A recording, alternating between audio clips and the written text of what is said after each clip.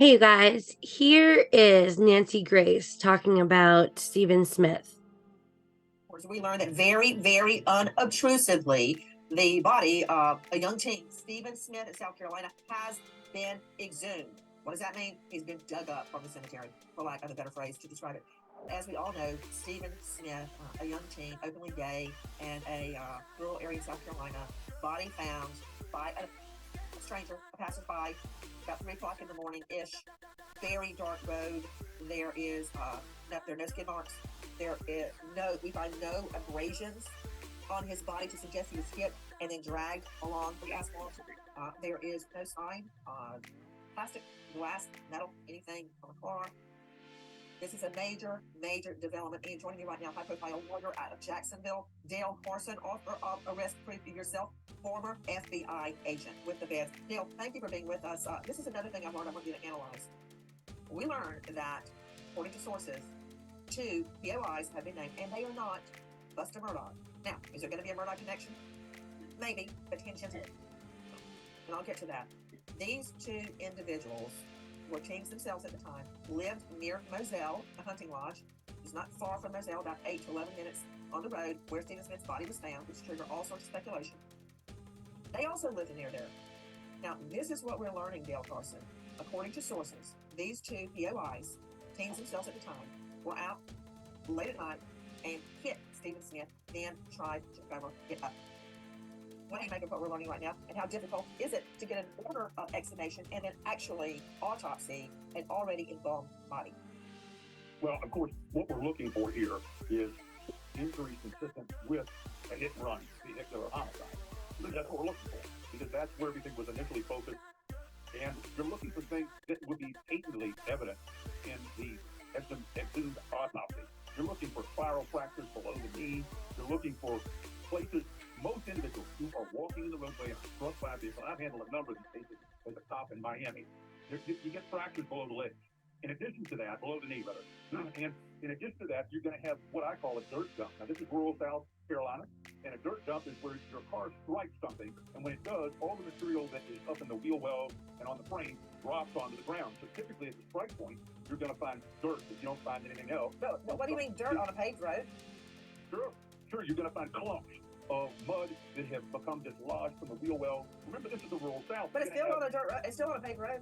That's all right. You're going to find clumps at the strike point. Now, if you don't find clumps of dirt and debris at the strike point where the bumper of the truck or car has hit the individual, fractured below the knee, and the result is that strike impacts the car or truck. When it impacts it, you have massive amounts of dirt that come out of the car. If you hit the brakes real hard on your car, you're going to cause it. So you drive down the road and you hit a bump in the road, and you see all the oil that's right there. That's from the car hitting that bump, gravity pulling the oil that's around the engine or other parts onto the ground. So you see those spots. That's what I'm talking about. Right. I'm letting all this sink in. Look, I'm a JD. I'm not an auto mechanic, but I hear what you're saying, and it makes perfect sense to me. Keep going. I want to hear every word. So you find these spiral fractures, particularly where the individual is walking in the direction of travel. And so if he's facing a car, we typically slow down for Pete's sake, man. What? If you're facing a car, and you're walking down the road, you run out of gas. Which, by the way, brings up another interesting point. You run out of gas, why would you take the gas tap off your tank and look into it? Oh, yes. Kind of yes. I mean, hey, I want to tell you something else I learned. I can't wait for you to hear this. So I've been doing a little bit of digging, and apparently Stephen Smith, he had a one-night stand before the death, but not in the hours leading up to the death. He also had a boyfriend, and the boyfriend says that he contacted Stephen Smith as late as 3:37 a.m., and that was less than a half an hour before the body is found. And he also says that Stephen Smith believed someone was following him. Well, look, back in the 70s in Miami when I was a cop down there, rolling individuals, rolling as in injuring drunks and gays was the order of the day. This is the 70s, man. I know. My point is that behavior still exists today.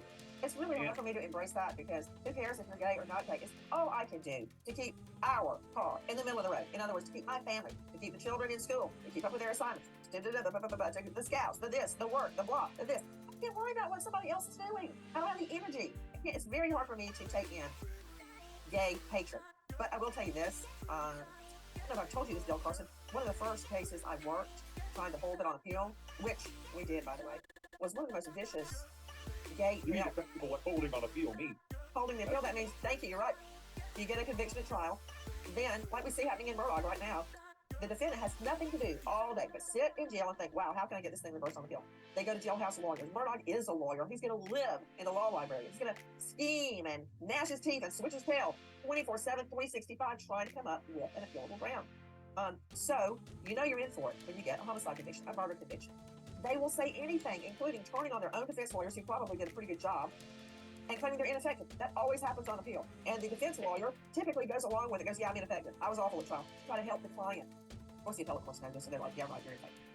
Long story short, again, in that case, once you get a conviction, you got to hold it. You got to hold it on appeal. That's what that means, and you're right, I didn't explain that. You got to make sure that all the myriad counts the defense puts up as to why the case should be reversed, all the imaginary slights and unconstitutional practices in court, and then this juror fell asleep, and the judge did this, and they go on and on. You got to hold it. And you got to be ready to get questions by the appellate court, and this is the Georgia Supreme Court that I argued this case. And I don't know if it's like this in your jurisdiction, but here at the lectern, you've got the whole court in front of you. They're all looking at you to do your argument. There's a green light, a yellow light, and a red light on the lectern. Green means go. Yellow means you're running out of time. Red means if you don't sit down right now, we'll have the bailiff remove you, and you'll be kicked out of the courtroom. Yes, just like a traffic light. So not that way. this case was about a series of young black males that were raped, anally raped, and then shot in the head, almost always with cardiac power, in the back of the head, a little bit to the right side, which makes a right-handed killer. Anyway, we got the guy, convicted the guy, and I was trying to hold it on appeal. So, yes, I've dealt with horrible hatred toward gay men, and I had more after that, but that was the first. It's really hard for me to imagine this hatred, but it exists. So you got to factor that in as well, Bill Carson, about why Steve Smith was killed. Well, there's more. If you go down a rural highway, what's with you and rural? It's always rural with you. What do you have a thing against? Okay, our country, you're right in the country, but you're going to see mailboxes on the side of the road, and some of them will be destroyed. You know how that happens? I think you're about to tell me. Okay, you ride down the road in your truck, and you have a baseball bat. These boys bring baseball teams, right? And you reach out of the window, the passenger does, typically, and strikes the mailbox with great amazement. The thing gets destroyed, and the boys cheer, all right? So you have obviously they don't have enough to do. Well, obviously they're destructive, and they like to do those kind of things. So you'll see big concrete mailboxes which cannot be destroyed in that fashion. The point is, we're going to see whether that blunt force trauma came from a car where it fractured, caused abrasions to the skin, and things in primary and secondary exposure. I got some more info for you while you continue to tell me about assaulting mailboxes. All right, so if those other factors don't exist in the post-mortem and there aren't fractured legs, then what about riding down the road, seeing the guy, you come around back, you don't like him, and you take one of those bats and you hit him with it, and it, of course, kills him? That's a really good point. Can I tell you what else I've learned? Okay, Yeah, now I know the two names of the POI's persons of interest, but I'm going to call them number one and number two, okay? Number one and number two. I'm going to let number one be the non-driver, and number two be the driver. Number two is the driver, okay? So this is what we understand. One of the two came over to the tipster, an anonymous tipster who, I think I might know who it is, but anyway, the anonymous tipster says, one of the two POI's, persons of interest, come over to tipster's house and told tipster that number two, the driver, was drunk and hit something. Then he went back the next day to see what he had hit, which is a lie, of course. See what he hit the next day and saw a lot of police out there. Then he learned by media that someone had been killed, and that's why police were there. The tipster said person one, not the driver, was visibly distraught, crying, and when he got through telling his story, he walked outside the house and threw up. Two, the driver may have tried to cover up evidence, having his mirror fixed on his vehicle, patched up one of the mirrors on his truck. There were rumors, and there is somewhat of a Murdaugh connection, only allegedly that Randy Murdaugh got another witness to call cops and rat out number two, the driver. Now, my question to you is, all this happened back in 2015. You've got a tipster telling an agent. POI 1 came over, ratted out POI 2, person of interest 2. POI 1 was so upset about he threw up. Just describing what happened. What in the hay has been going on since 2015, Bill Carson? Well, look, that's fairly straightforward, at least for me. If only a truck mirror, one of those extended mirrors on the side of your truck, hit somebody, if that happens, there might not be late fractures. Okay, and that's a really good explanation of why was actually struck with a bat. I got something else for you before I forget it, because up here, my head. I'll go to the next thing. I got to tell you one more thing. Throw this into your analysis, Dale Carson. How do I say this? Okay. Have you ever seen Aristocats? Wait. What is it? 100 Dalmatians. Okay. There are 2 hound dogs. Cindy, could you please look this up? There are 2 hound dogs, and one is Napoleon, and he's in charge. Much like Barney Fife. And in the distance, he hears a car. What? Yes, he hears a car, and it's Egbert the butler. Oh, so that means it's Aristocats. And Egbert the butler is riding a motorcycle with sidecar. And at a distance, Napoleon, was it the dog's name Napoleon? Okay, who's the other dog? I just want to know out of curiosity. Please look it up. Don't know. Anyway, wait a minute. I'm going somewhere with this. Wait.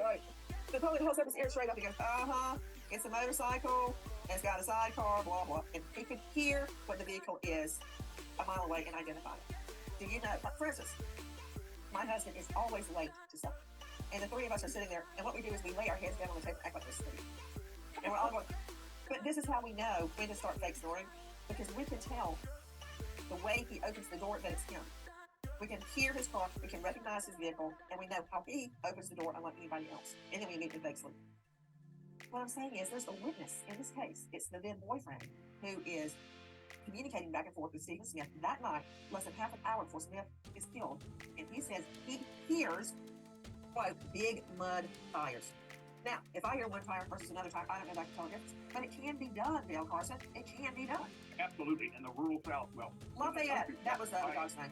Go ahead. So in my area of the city in Florida, you don't hear off-road tires very much, like in the country areas you do.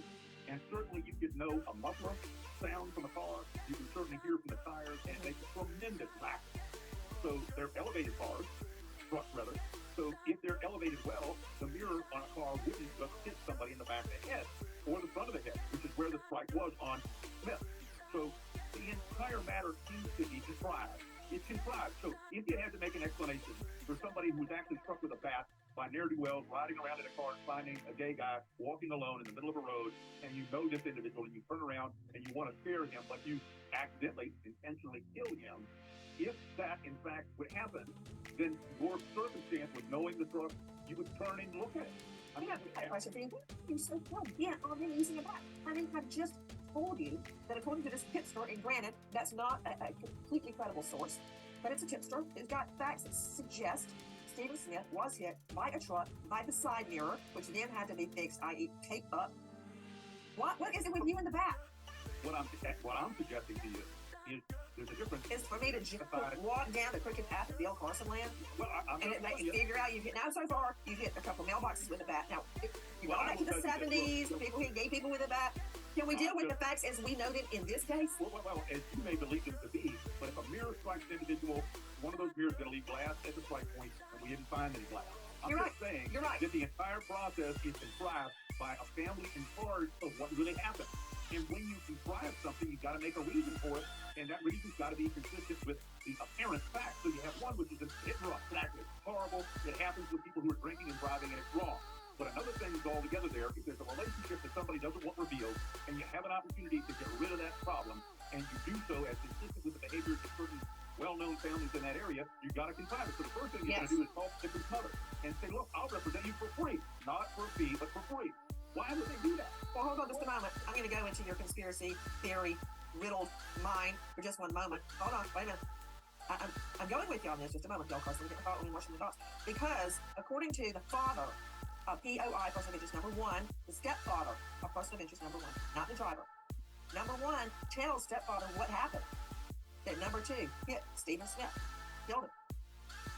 The father, the stepfather of number 1, says that Randy Murdaugh got him, the stepfather, to tell the story to Cox.